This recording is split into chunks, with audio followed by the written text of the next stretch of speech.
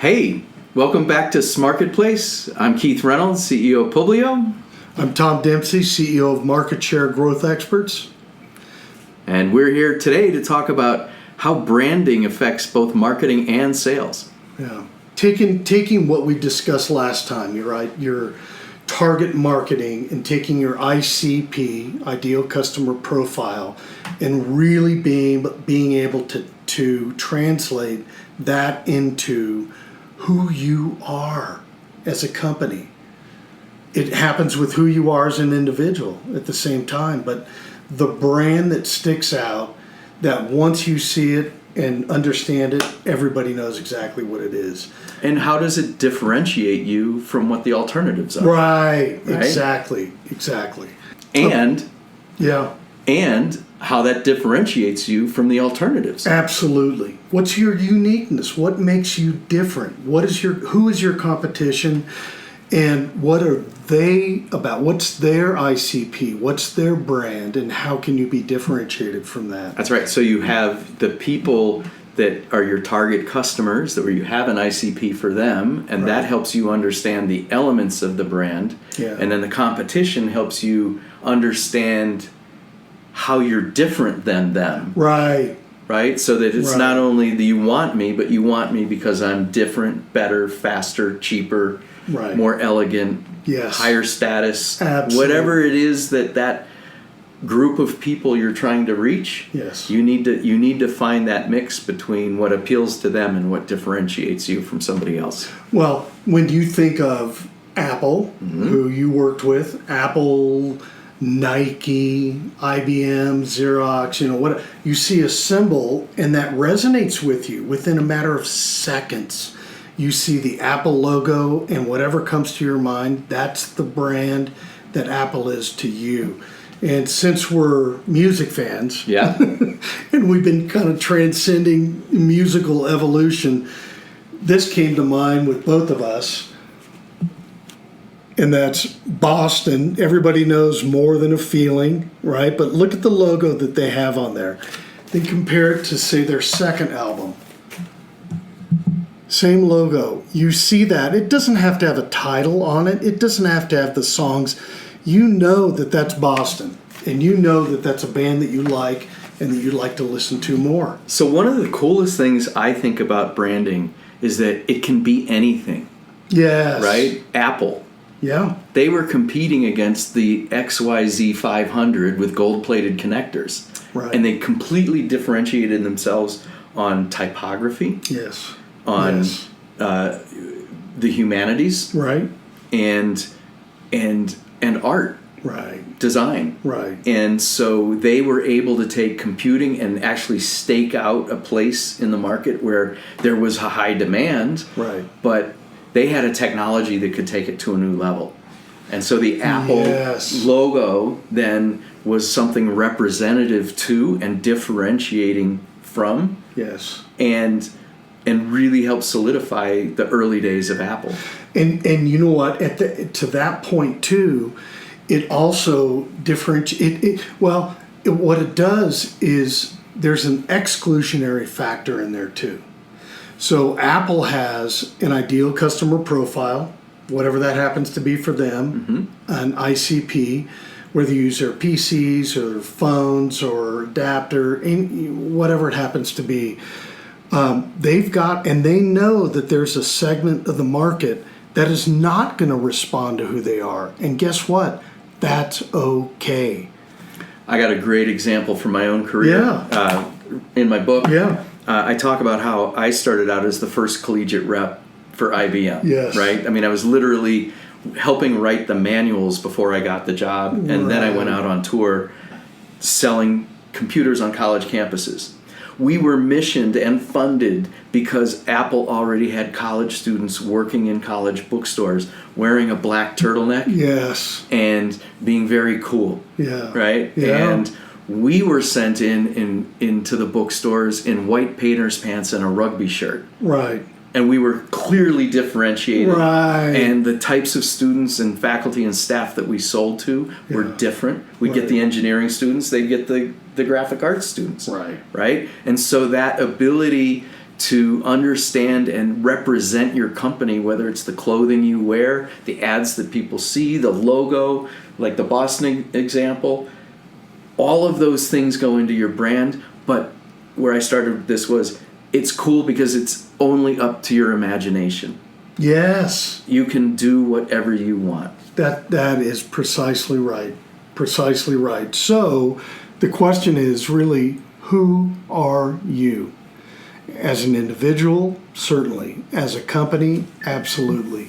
You've got to have that brand, because the truth is you have one of two choices. You can either compete on quality or you compete on price.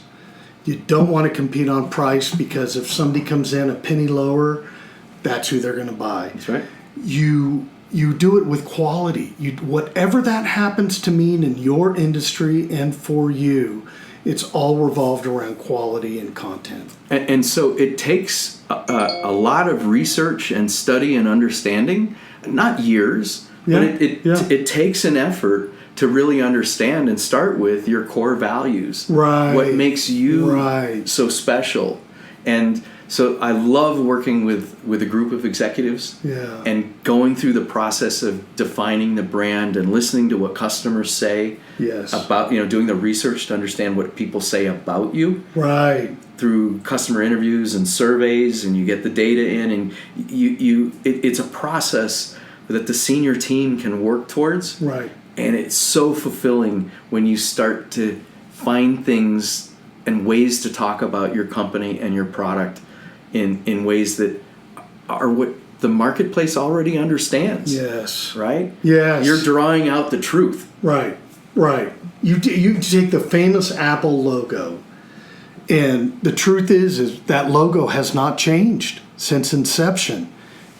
Certainly marketing has changed around it over the years. The colors change, but it's always been an apple. But it's always been an apple. Yeah. And when you see that logo, it elicits a response that you have to it, whether you're a fan of Apple or whether you're not a fan of Apple. And done well, it makes you memorable. Right. It saves you a lot of money. Yeah.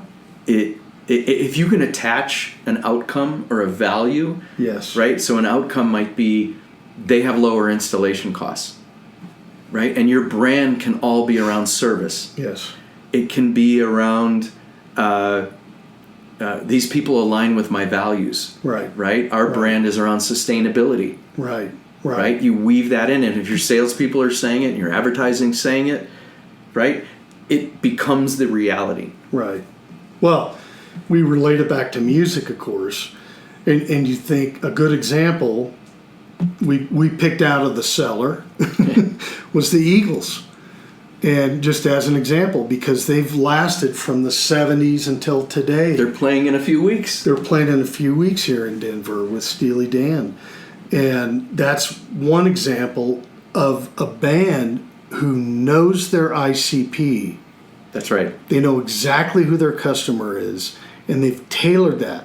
Certainly they've changed, they've evolved, but they do it according to who their customer is. And we talked about it when we pulled it out of the bin. Yeah. Right? They had the One of These Nights album. Yeah. A lot of acoustic. Yeah. Right? And then out came Hotel California. Yeah. And that was very different. Yeah. But it still was within the range, and they brought their audience along. Right. It was like Bob Dylan going from acoustic to electric. Right. Yep. That was a great a example. Huge change. But his audience was prepared to go through that change. So when you talk about research too, number one, you're identifying, most importantly, who you are. What differentiates you?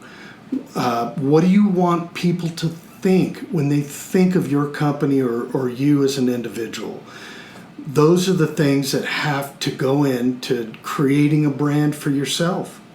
And one thing I would add to the branding, and that's the use of the brand, the application of the brand is different than the underlying concepts of the brand. Yes. Right? Yes. So our values, our mission to how we help people transform, right? Right. We get paid because we create a value transfer. Right. And so what are the feelings that surround that? Yes. That's really important. Yes.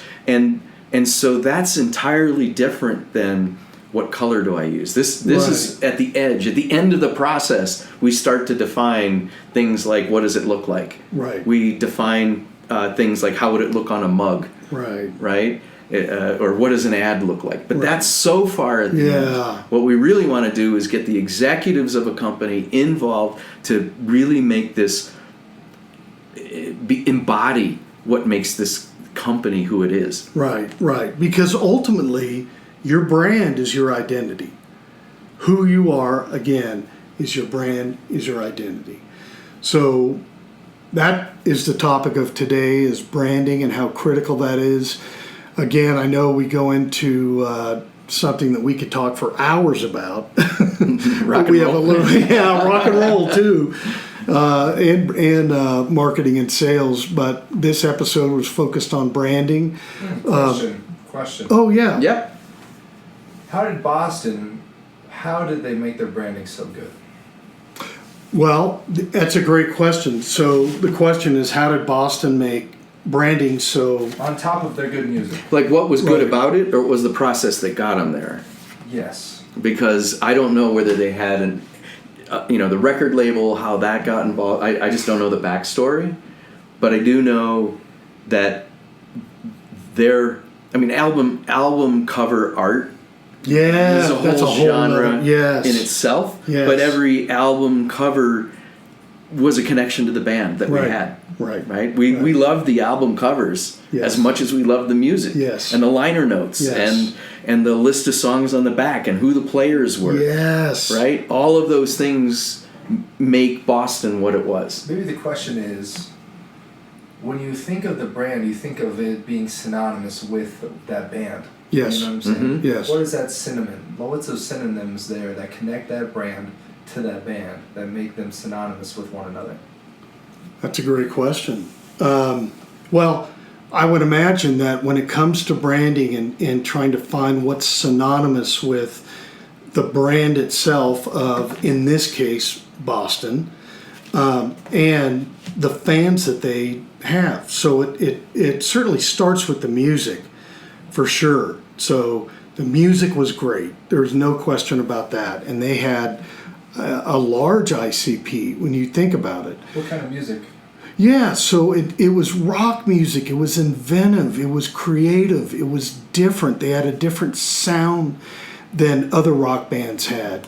And they had great, just terrific music, which again, you can have a great, let me think of this. You can have a great ICP, but that ICP may be this big. and you're going to be a cult following. But their ICP was much bigger because the music appealed to a much greater audience. I got another take on it. They have a song called "Rock and Roll Band." Yes. Right. Yes. They sing about singing in Hyannis during the summer. That's right. Right. Well, if you're a band and you are playing every night and you're attracting the same people, yes, you're kind of researching from the stage and from the concert experience. Great point. And then you make that create your music and your sound and the storytelling that goes into your music. Right? And the excitement that you get the crowd, you feed off of that, and then that ideally transfers into your recorded music. Yes. And the recorded music has to be surrounded. In the 70s, it was with albums. Right. And then it was the CD. That we lost something. I hate to say it. Yeah. And actually, we're seeing a resurgence of albums again because of that experience. Absolutely. But going out into the field and working with customers, or going out into the field and playing on a rock and roll stage is very much the same. You're going to get the energy and that understanding by interacting with people. And it elicits an emotional response. That's you when create, you know. absolutely. Yes, when you have. And on a side note, as we close this out, Boston just happened to be both Keith and I, our first concerts.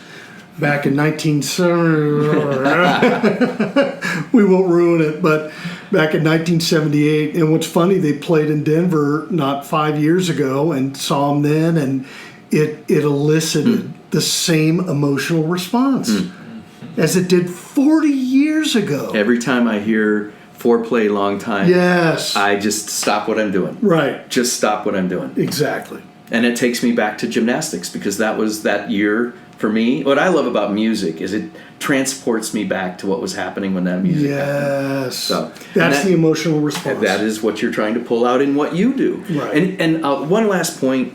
People, I think, have a predisposition to think that B2B marketing has to be speeds and feeds and facts. Right. And it doesn't. And in Right. fact, what's making really successful B2B companies, we've used Apple, but there are a ton of companies that really differentiate themselves by the people that they hire and the Right. stories that they tell. That's right. And it doesn't have to be just rows and columns. Right. Even if you're selling to a CFO. Well, storytelling, as you bring it up, it will be a whole nother topic, because that is critical too when it comes to branding. So next week we're going to focus on marketing to your ICPs. But in the meantime, we want to wish you the best. We appreciate you joining us. And cheers to you. Cheers. Rock and roll. Rock and roll. See, I'm drinking. I'm drinking too. That's the podcast.